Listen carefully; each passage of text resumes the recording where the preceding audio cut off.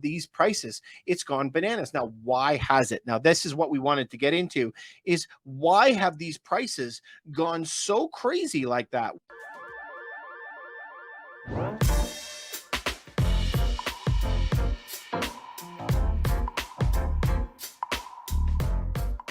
Just wow. He never thought that I would ever come to the time when housing was actually like a lottery ticket. People will go and buy a lottery ticket because they think they can become millionaires. Now, is that a sound advice, for you to move forward? Well, Toronto seems to have been something that has never slowed down. Now, part of it is because of regulation, part of it is because of the Canadian immigration policies and so on and so forth. It's a lot to get into, but today we're going to be looking at the prices of homes that have went here. But it's not just where I live in Toronto, Canada. This is all of the country of Canada, United States, Europe. They've all seen this same phenomenon. And I'm going to show you how this phenomenon is. And we're going to be shocked together and then dig into a bit of the reasoning why and where we're going to go after this. So if you just take a look at your screen right now, this came out and showed us the Toronto real estate market 10-year comparison. But this is not just for Toronto. I stress that. This is for most major cities in the Western world. So you can see in Toronto, anyway, 2013, an average detached home, 722. Wow. It's shocking for us to see that, right? Because today it's 1.6. Look at that. That's more than double. Semi-detached home, 556,000 in 2013, and now 1.1 million in 2023. More than double. An average townhome, $505,000, and today over a million, almost 1.1 million for a row house. Notice that. It's funny that the price of a row house is almost the exact same as a detached property. I'd rather the detached. Okay, condo apartments. Average price in 2013 was 342,000. Today, 741. Another double. Shocking. Condo townhomes also have had a double, 346,000 up to 774,000. So for those of you who don't live in a major city or a place like where I'm living in Toronto, these prices may seem very sharp, but for most of the United States and for Canada, in cities over a million people, these are the prices that people are being forced to pay. And it has gone downhill a lot. So I just go back to when I first arrived in Toronto like 20 years ago. And when I got to Toronto, still could be that a man would have a job and have a home and a Camry in the driveway. We're not talking about a fancy car, but a newer Camry and a comfortable home in the suburbs and maybe a cottage up north. A wife stayed at home, 3 kids. Do you know what I mean? But this has now devolved into the point today, well, we'll have 3 or 4 adults all living in a 2-bedroom condo. In fact, one of my neighbors, they just moved in, 4 adults, all like late 20s, early 30s, all living in one condo to split the price. And this has happened. So it's very, very hard for people to get ahead. They have to do that. Now, that puts a big damper on you meeting somebody, having a family, getting married, right? It really slows things down. These prices, it's gone bananas. Now, why has it? Now, this is what we wanted to get into, is why have these prices gone so crazy like that? Well, a lot happened in 1971. And you'll notice in 1971 is a pivotal date when the United States went off of the gold standard. And now we know most countries went off the gold standard after the end of the Second World War. And then the United States kept that game going until the 70s. So it was illegal for people to own gold from the 30s until the 70s, but banks still held gold. But look at like 1972 here, when there was an actual complete separation of reality. Do you notice those 2 charts just going off like this, like a Y in the road? So you can see that productivity kept going, almost a straight line up after 1971 as before, but you see instantly compensation dropped off. And as that Y in the road goes, like this, the gap just gets larger and larger and larger and larger. And we've seen that the rise of these billionaires that are out there because the company owners are making so much money, but the workers are falling farther and farther behind. So that is something I think is really important for us to pay attention to. This is the growth in productivity and hourly compensation since 1948. And that big change was when they went off the gold standard. Now, this is going to affect property prices a lot moving forward. So when we were looking at these numbers right here, these numbers are strongly affected because of interest rates. Now, the danger when it comes to these prices, if we keep these prices right here, the danger is the average salary in Toronto has crept up over the years from the 50,000s in the 50s to 70,000. I think now it's like 73 or so. But at this price point, somebody cannot pay 20 years 25 years salary for a property. Remember, historical average normally bounces around 4 or 5 times salary. That's national averages. And in a city, it might be 8 or something like that. But to sit at 25 years, how did it get that rate? And the way that they got that way was interest rates. So let's pay attention to a couple other charts that I wanted to show you. This chart right here is for Canada. It's the money supply. It doesn't matter if it's the United States. It doesn't matter if it's Europe, Australia. They all look the same. They're all in the same WhatsApp group, I always say. Notice here, just back a couple years in 2018, 1.5 trillion, today 2.3.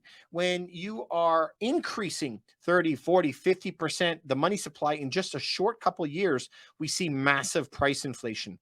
And how can people qualify for these mortgages? Now, let's take a look at a calculator and we're going to see what's been happening today. So in December of last year, I was trying to tell everybody, please fix your rates, fix your rates. I think I was telling them October, November, December, January, February, March, please fix. So last year, an average home in Toronto is 1.2 million, as we have up here, 20% down, the minimum that we're allowed. 25-year, this is the maximum in Canada, 2% rate, $4,000 payment. 4,000, okay? Remember that number. Now just move over to today's rate, 5.5%. Now the payment is $5,860. Where? Please tell me, where do regular people just come up with another $1,800 and not once? Every single month, another $1,800 out of your pocket over and over and over again. And it doesn't stop there. Your gas has gone up. Your food has gone up. Everything else has gone up. So this family has to now come up with not just the $1,800 for their mortgage. They're going to be out of pocket another $1,500, $2,000 a month because of inflation. Where do people come up with this money? That's an entire other salary. You now need like 3 or 4 or 5 salaries in a household to make it. So this is where the problem is, and always comes back to these rates. So look at where they're saying that interest rates will be going. We're expecting another 0.75% to 1% increase. If it increases again to 6.5 right here, $6,430 payment. Look at it where it was last year or beginning of 2022, $6,430. That is an entire other paycheck for somebody to come up with. And now, since 1991, Toronto real estate doesn't really go down. It always goes up because of a lot of immigration coming in and a lot of other policies. But it's not just that. It's because the lower the interest rate goes, the more you can afford. Now, you're looking at the calculator right now, and you're looking at this calculator in reverse. As interest rates go up, the payments go up. But as the interest rates go down, the payments go down. But that's not how the majority of people operate. You would be shocked that the majority of our clients are just going to the mortgage broker saying, what can I afford?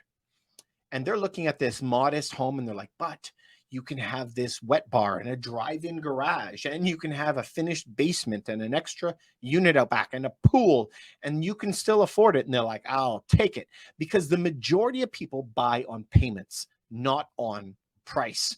And so if we know that, we can actually understand how the market is reacting. Now, let's look at a historical trend line of where the interest rates were. Now, this goes back into the late 80s. You can see that mortgage rates were at 14%.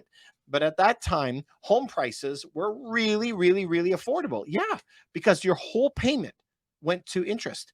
And as we've had these decades of decline of interest rates, as you've seen here, homes have become more and more and more expensive.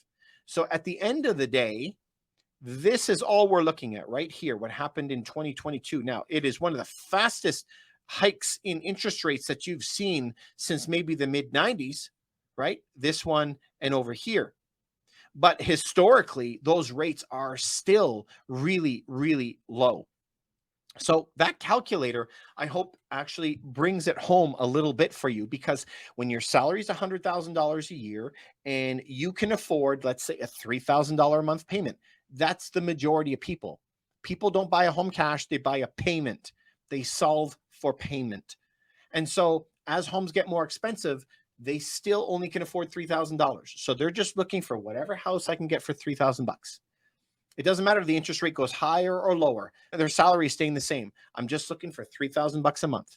And guess what's happened over the past couple of decades? We've accepted smaller living space, where four adults are living in a two-bedroom. Four, like, they're not two couples. I mean, four friends. I'm sure that happens too.